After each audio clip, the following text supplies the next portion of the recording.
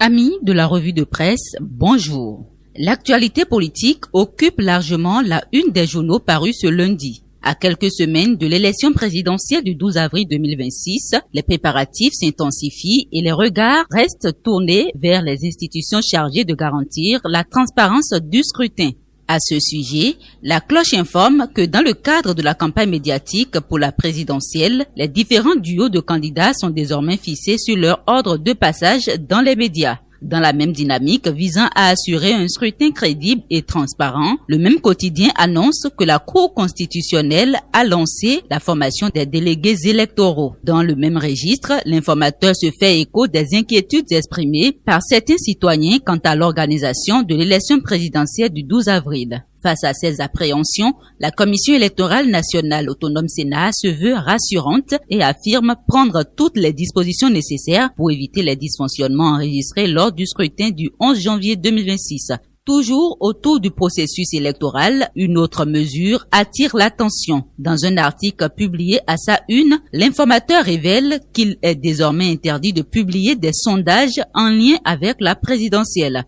Une information confirmée par Dynamisme Info qui précise que cette interdiction émane de la Haute Autorité de l'Audiovisuel et de la Communication HAC. Pendant que les institutions peaufinent l'organisation du scrutin, les mouvements de soutien s'activent sur le terrain.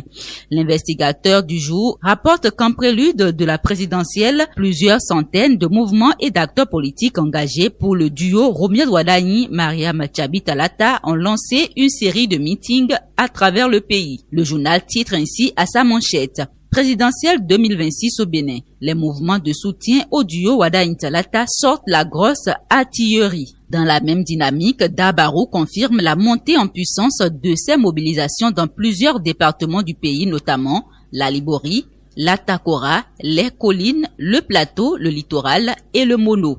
L'objectif affiché reste clair: mobiliser massivement des électeurs pour une victoire avec un fort taux de participation.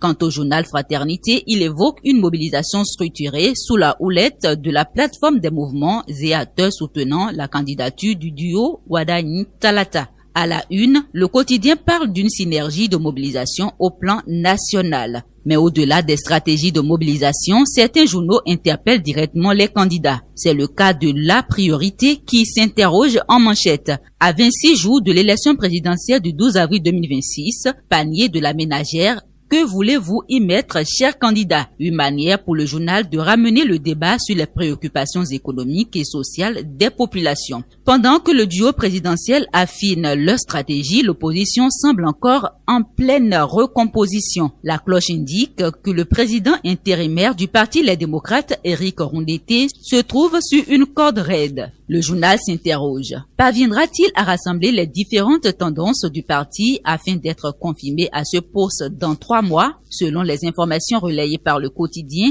la coordination nationale du parti Les Démocrates réunie à Cotonou lors de la poursuite de sa première session ordinaire le vendredi 13 mars 2026 a officiellement pris acte de la décision de son président Boniaï.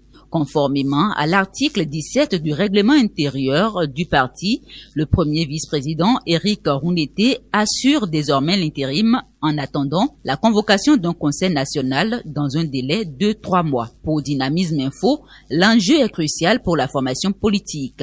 Le journal estime que le parti Les Démocrates n'a tout simplement pas droit à l'erreur s'il souhaite préserver sa place sur l'échiquier politique national. Dans cette même dynamique politique, Bakbato Média annonce une rencontre prochaine entre le parti Les Démocrates et les forces Kori pour un Bénin émergent, une initiative qui pourrait redessiner certains équilibres au sein de l'opposition. Cependant, tous ne partagent pas le même optimisme. Dans ces colonnes, Dynamisme Info considère que l'appel à l'unité de l'opposition à 1 mois de la présidentielle apparaît tardif et difficilement réalisable. Plus critique encore, le Patriote qualifie la décision du parti Les Démocrates de soutenir un candidat de choix de la compromission. Selon le journal, le climat politique national devient de plus en plus incertain, marqué par des retournements de situation qui surprennent l'opinion publique. Pour finir, l'investigateur du jour rapporte une information administrative dans le département de l'Atlantique. Le journal annonce le remplacement de plusieurs chefs d'arrondissement dans 4 communes de ce département. Fin de la revue de presse. Merci de votre aimable attention.